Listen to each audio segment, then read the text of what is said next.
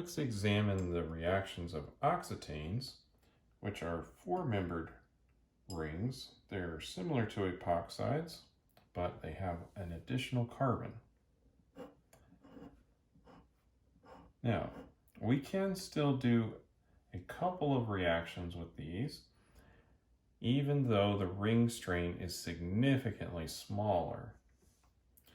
We still have a good amount of ring strain. So if we have a powerful enough nucleophile, we could open up this ring.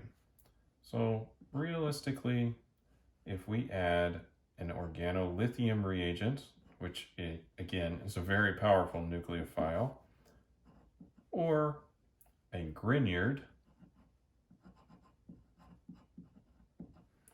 we could open up this ring and do a substitution on it.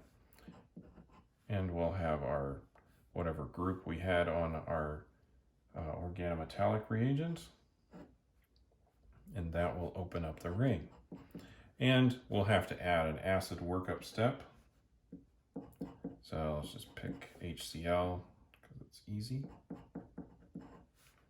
And we can make this particular transformation happen. Now, this does have less ring strain than our epoxide, right? Epoxides only had a three-membered ring. That is much more strained. Because this has less ring strain, we'll need stronger nucleophiles to open it. That's why we really only have the option of these very powerful nucleophiles. So,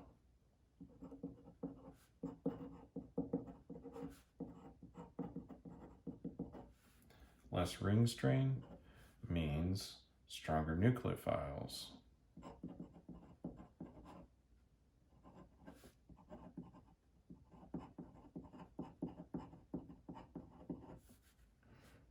To open the ring.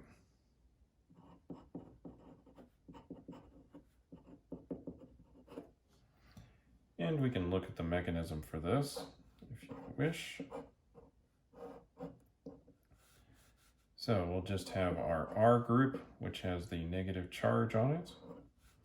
We'll bring that R group over here, and this is just a carbon negative group. We'll have that open up. We will form our intermediate. Again, this is an SN2 reaction.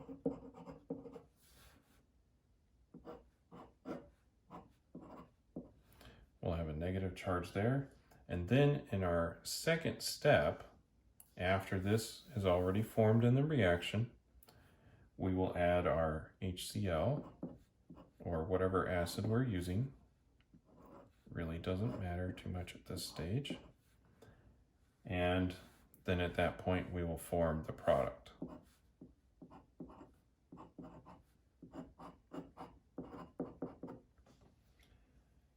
Now, you might think, that's interesting. Well, here's a four-membered ring. Would this possibly work with larger rings?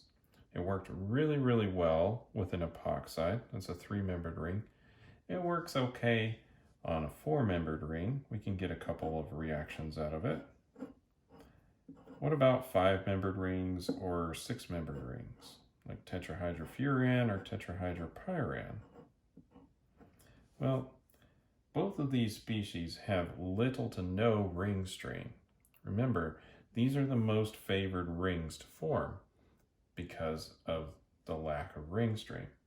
So these will not react.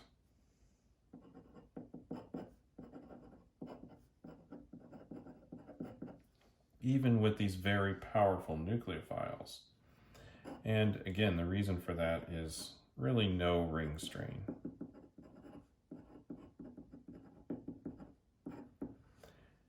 The ring strain was the driving force behind epoxides' reactivity.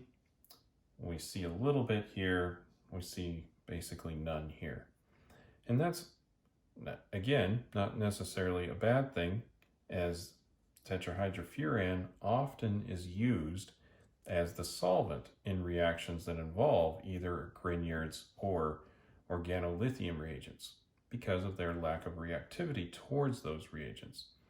And it's nice to have the polar aprotic solvent so that we can get everything in the solution and react easily, but not react with our solvent.